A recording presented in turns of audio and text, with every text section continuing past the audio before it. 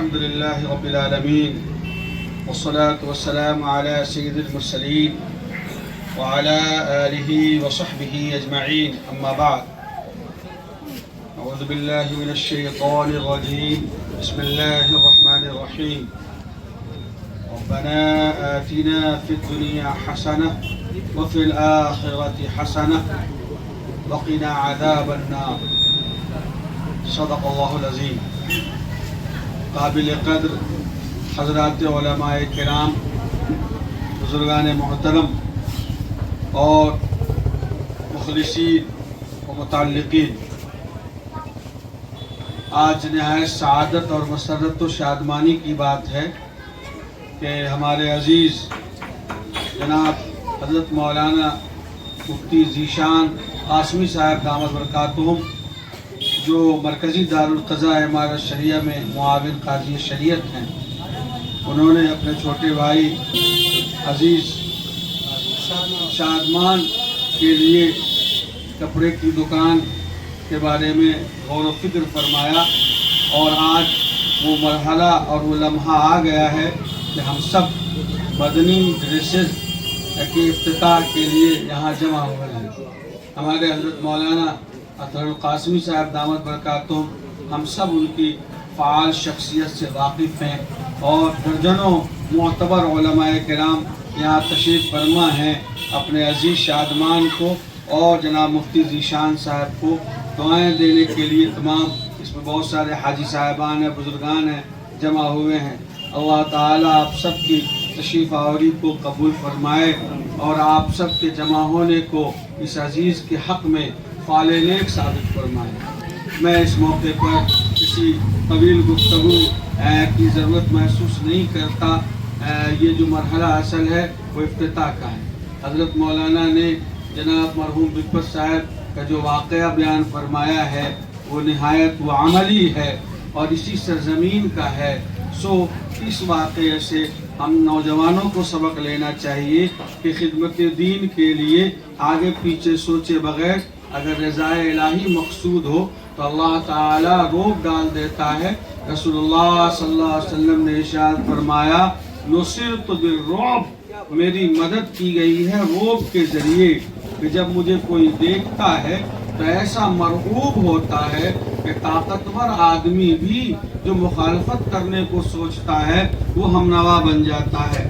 چنانچہ اس سلسلے میں سیدنا حضرت عمر بن الخطاب رضی اللہ تعالی عنہ کا واقعہ چشم کشا ہے کہ کیسے وہ آپ کو نعوذ باللہ قتل کے ارادے سے آئے تھے، اور ایک نظر جو چہرے رخ زیبا صلی اللہ علیہ وسلم پر پڑی ہے تو آپ نے یار کے رخ کو دیکھ کر فوراً وہ تائب ہو گئے اور مرید ہو گئے اور قدموں میں گر گئے اور قتل کے ارادے کو ختم کر دیا اور مسلمان ہو گئے. آقا نے فرمایا نصرت بالرعب. تو یہ جو انہوں نے حضرت نے فرمایا کہ مرحوم بگبت صاحب نے جو یہ واقعہ انجام دیا وہ اسی لیے دیا کہ ایک ادنا نوجوان بھی کھڑا ہو جائے اللہ کے لیے، لاٹھی لے کر کیا، اگر وہ ہاتھ میں ایک پتھر کا ٹکڑا بھی لے کر کھڑا ہو جائے گا تو روب اللہ ڈال دے گا اور سامنے والا آدمی مرعوب ہو جائے گا. چنانچہ رسول اللہ صلی اللہ علیہ وسلم کا ارشاد ہے. سو اس واقعے سے ہم سب بہت متاثر ہوئے. ہم تو صرف یہ کہنا چاہتے ہیں کہ تجارت نبی کریم صلی اللہ علیہ وسلم کی سنت ہے.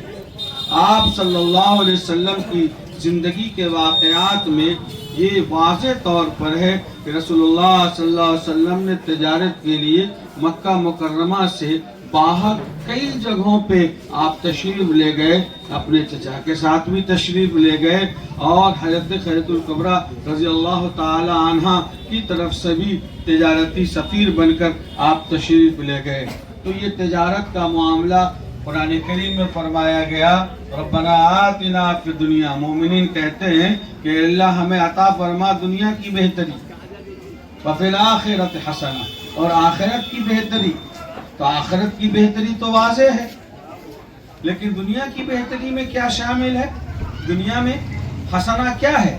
مفسرین نے فرمایا ہے کہ اس سے مراد یہ ہے کہ رزق وسعت اور کشادگی اور رزق میں فراخی، یہ ہے مراد. یا بعض مفسرین نے فرمایا کہ نیک خاتون اور نیک شریک حیات بھی مراد ہے۔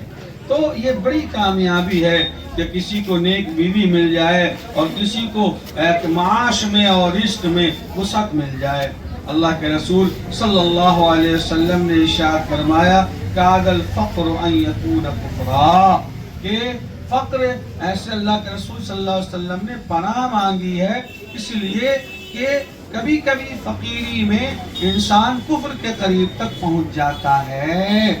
یہ الگ بات ہے کہ آقا نے فرمایا الفقر فخری، فقر یہ میرا فخر ہے، یہ تو عظیمت والوں کے لیے ہے، لیکن یہ تو عظیمت والوں کے لیے ہے کہ حضرت ابو ذر غفاری رضی اللہ تعالیٰ عنہ کی طرح وہ کہیں کہ ایک وقت کا اگر کھانا ہو تو دوسرے وقت کا کھانا گھر میں رکھنا جائز نہیں ہے، یہ ان کا اپنا مسلک تھا۔ چنانچہ سیدنا حضرت عثمان غنی رضی اللہ تعالیٰ عنہ نے فرمایا کہ ابو ذر آپ جو ہے اس گاؤں سے نکل کر کنارے چلے جائیے، اس لیے کہ یہ آپ کا تفرد ہے، یہ عظیمت ہے، الفقر فخری۔ لیکن رسول اللہ صلی اللہ علیہ وسلم نے پناہ مانگی ہے کاد الفقر ان یکون کفرا، فقر سے، فاقہ سے، تنگ دستی سے، اس لیے کہ کبھی کبھی تنگ دستی کفر تک پہنچاتا ہے۔ اور کیسے کفر تک پہنچاتا ہے؟ مولانا اطہر صاحب برابر بیان کرتے رہتے ہیں کہ مسلمان کیسے دین سے ہٹ رہا ہے غربت کی وجہ سے، اور کیسے اس کے ایمان کو خریدا جاتا ہے۔ چنانچہ اسی جگہ ایک علمی نقطہ 2 منٹ میں سنتے جائیں، اس کے بعد ہم لوگ قرآن کریم میں دو الفاظ استعمال کیے گئے ہیں۔ جہاں بھی انفاق کا ذکر آیا، مال کا ذکر آیا، وہاں پر 2 باتیں ہیں۔ ایک تو ہے فَإِذَا قُضِيَتِ الصَّلَاةُ فَانتَشِرُوا فِي الْأَرْضِ، سورہ جمعہ میں، وَابْتَغُوا مِن فَضْلِ اللَّهِ۔ اے ایمان والو، جمعہ کے دن جب اللہ کی آپ گھر کی طرف بولے اذا نودی للصلاۃ فی الجمعہ فاسعوا الی ذکر اللہ وذروا البیع ذالکم خیر لکم، اور سارا کاروبار بند کر دو۔ اور آگے فرمایا فاذا قضیت الصلاۃ، جب نماز ہو جائے، فانتشروا فی الارض، پھیل پڑو زمین میں، وابتغوا من فضل اللہ، اور اللہ کا فضل ڈھونڈو۔ مفسرین نے فرمایا کہ فضل سے مراد یہاں مال و اسباب ہے، ذریعہ معاش ہے، یہاں پر مال کو فضل کہا گیا۔ وَمَا تُنْفِقُوا مِنْ خَيْرٍ فَإِنَّ اللَّهَ بِهِ عَلِيمٌ، تم جو خیر خرچ کرو، خیر سے مراد یہاں ہے مال، تو مال کو خیر بھی کہا گیا، مال کو فضل بھی کہا گیا۔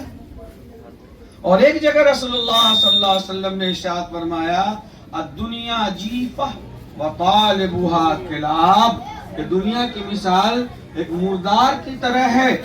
آپ نے ایک بکری، مری ہوئی بکری کے بچے کا کان پکڑ کے اٹھایا اور کہا کہ کون خریدے گا؟ صحابہ نے فرمایا کہ حضرت یہ تو مردار ہے، اس کو کون خریدے گا؟ آقا نے فرمایا دنیا جیفہ، دنیا کی مثال اسی مردار کی طرح ہے، وطالبها کلاب، اور دنیا کے پیچھے بھاگنے والے کتے کی طرح ہیں، جیسے مردے کے پیچھے کتے بھاگتے ہیں۔ تو ایک طرف تو دنیا کو کہا جا رہا ہے یہ مردار ہے، دوسری طرف قرآن نے کہا فضل ہے، خیر ہے۔ مقصد کیا ہے؟ مفسرین نے فرمایا ہے کہ اس کا مطلب یہ ہے کہ اگر مال کا حق ادا کیا جائے، اور مال کا حق یہ ہے کہ ضرورت مندوں، رشتہ داروں، مسکینوں، بیواؤں، یتیموں پر خرچ کیا جائے، تب وہ مال فضل ہے، تب وہ مال خیر ہے۔ اور اگر مال سے غریبوں مسکینوں پر نہ خرچ کیا جائے اور ان سے چشم پوشی کی جائے، ڈینائی کیا جائے، تب یہ مال مردار ہے اور یہ فضل نہیں ہے، شر ہے۔ اس پہ لمبی گفتگو ہمارے علماء کرتے ہیں اور کی جاتی رہے گی۔ ہم ایک بار 2 باتیں کہنا چاہتے ہیں، ہمارے نوجوانوں کو حوصلہ کرنا چاہیے۔ ہوتا یہ ہے کہ ہمارے نوجوانوں کو کیا چاہیے؟ ہم یہاں سے کلکتہ چلے جائیں گے، بنگلور چلے جائیں گے، ہم یہاں سے چنئی جائیں گے، کھیت تک کھیت۔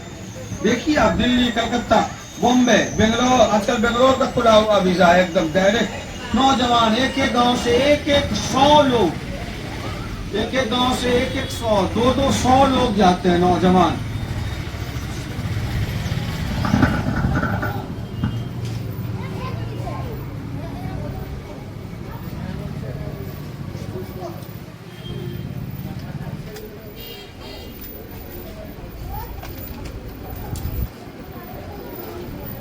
جزاکم اللہ.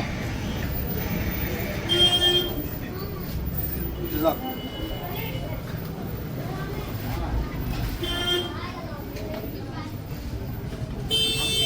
ایک ایک گاؤں سے 100 لوگ یہ باہر دوسرے ریاستوں میں جاتے ہیں.